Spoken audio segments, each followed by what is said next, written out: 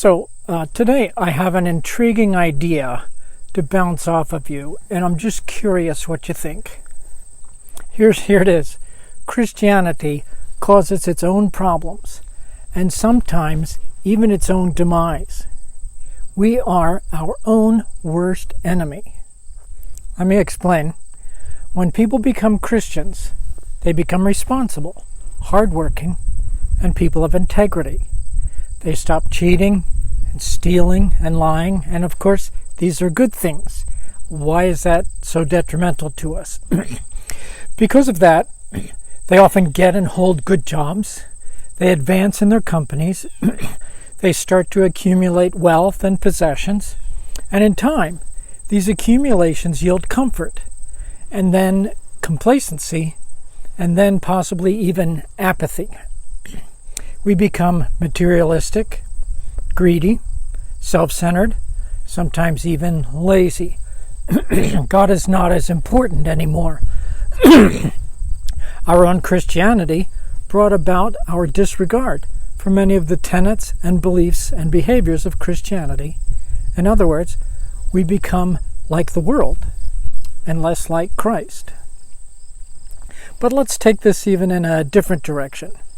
Capitalism also causes its own problems and possibly even its own demise. We are our own worst enemy. Capitalism rewards innovation and hard work, allowing the accumulation of wealth and advancement in social and economic status. Its success, though, creates a successful elite class and a less successful laborer class. And those who become successful elites strive to hold on to their assets and positions, and that is at times best perpetuated by maintaining a system of the haves and have-nots, of management and labor, etc. Enough abuse spawns things like labor unions, demands for equity, and social unrest. The call of society grows louder for socialism, a system that has never worked anywhere, but they hope it will bring treatment of people with dignity. Now, socialism has never been known to treat people with dignity, but successful capitalism can create an environment of anti-capitalism. Now, it's also true of democracy itself. We are our own worst enemy.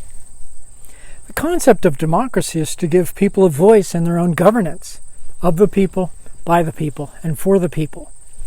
And yet, the more people get to express their voice, the more obvious it is that we have incongruous views that create a state of polarity in our democracy. And instead of blending and tolerating, we become tribal, dissenting, antagonizing, and even violent.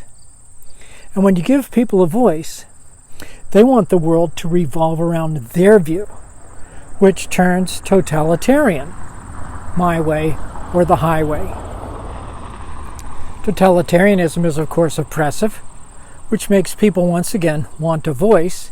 Democracy returns, but only for a cycle until it destroys itself again. Now, the trick in all these situations is to retain the principles of the ideology, even while the flow of society strains against them. It requires a back to the basics mentality and a maintenance of the big picture, rather than submitting to the forces that are dragging us into a destructive dystopia. If we really want to reach the stars, we have to hold on to our roots. Well, Christianity, for one, was well aware of this tendency to succumb to worldly pressures, and the Bible speaks often of them and warns against them. Deuteronomy 8 reminds us to stay anchored to the Scriptures and the fundamentals of theology, or else their success and comforts will make them forget God. Well, it's the same with capitalism. Success should never cause us to oppress. It's a human tendency, but the only way to be successful is to give honor to all. And with democracy, which is only ever one generation from extinction, we only become tribal when pride trumps grace. So, I'm curious. Tell me what you think. Let's talk about it.